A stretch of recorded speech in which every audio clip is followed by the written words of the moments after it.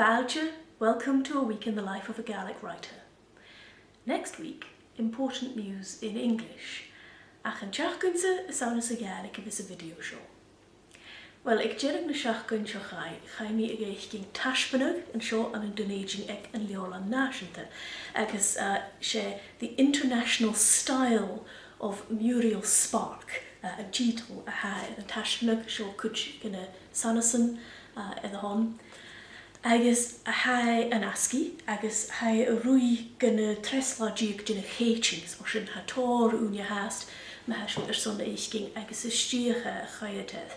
Ha ciad bliona o rúcug Muriel Spark an seo as a bhena seo hain, agus vai eintioch a bhí caiad cúch gynna scriptichen ichge, yn sgrif as yn live ich geheen, agus na litricha na chami, agus hwle diffa rwtyn cochiantri a beha, agus a gilib, agus na leorichen, agus harw fysac yn gyrwy edd wryd to leorichen a sgrifag, fe'n mi raged a hamiedd cwtch yw y lefag, fa yn list fat dochretianoch, dyrch o trang sa fais chwl sarfachol. Shes over chai miawn siachgan so chai, fa mi'r son eich gyn cwyw ach chai eirior am ôl radio eth program Cathy Fesger a vryn me ying agus mor sy'n chai miawn edrych ys aharius rai mi'n clar ag edrych jylwain agus voling gyd dynus yn bi ag fel wy an y Muriel Spark no an yn sgrif ag no behe sgrifeter ag olyg eich gyn yn tashban ag a hasio. Rwyd ille a fa oefsach eensioch agus hwg e brosnach ag môr go. Fa ashtje a sgrif Rosemary Ward, canord Corlin y Liorichen, as an Irish son a grefachis fyrsichi, the bookseller.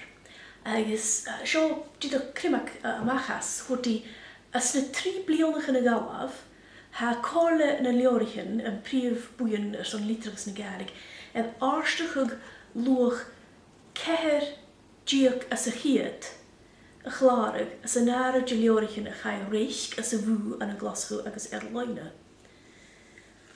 Agus ha seach a richit as a chiad gin a leorichin Gaelic a ha a reich loine a dul fiog an túl, go dúchan an leitsin staat in Önigde Canada a Germach an Jellevish agus inis Chile. Ha nille ferrest leorichin a reich, leorichin sbi a reich. Agus mor sin ma hasin a reich baroch leorichin Gaelic. Fénig re, rút ma a hasin. Agus va pisanille as the bookseller, ma ying litragus aunin alapa, as a Scotland focus a reinet in Chacunta. Could mi Kel gan a pisan sin fun video hasin.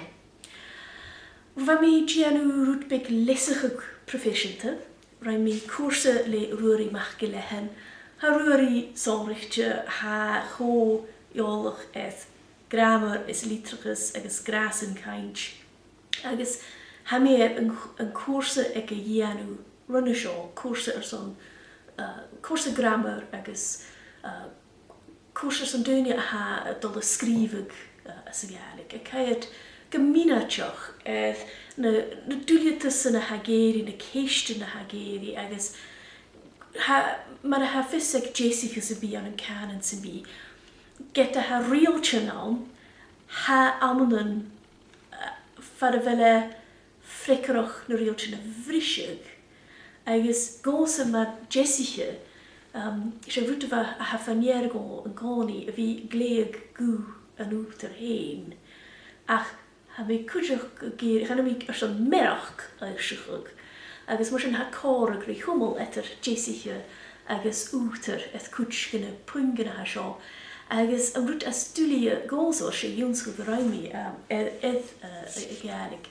Se fi gian o cynsioch as byd eich ciarst sa ha hyf na leorich yn grammar a fele cwjach natra nes yn rwt a ha ching a rhaid clwas yn nech a ha filant a hús. Har sin rwt a ha dyrf gosa. So mar sin chwrg mi siachat lá ar a glas a hw Edd y chwrs y sio le rwyri agos le trwy'r illa a hasas yn sgrif agos Jessica yn y jiffer foian agos fa magariru.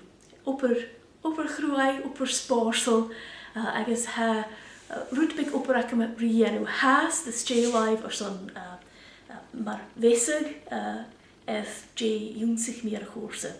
Ac ysdiach efo ango am chilig gan y siomer klas agos dol harish ydi eistedd rwy'n stoch o faw smyni hwg o faw iolwch orau. Ach, stoch yn ach enw hiarst go iolwch agos yn y higeg yn ysg ha dian ag ekron rwtbig training ein bo am go am. So, sy'n yn tiach gyn a hael fi ac han eich yn illa alm stoch o cws fi bring my yng a draste, maar a hoorst mi yn nachiach gyn bi neoch goedromach acum a severle, men a skriva acum heen a severle. Agus morshin, a mi dochus gun chilshub an warshin, agus gus an warshin, a mi dochus gabi ferio hiachgoin acum, agus himi a riishchiv.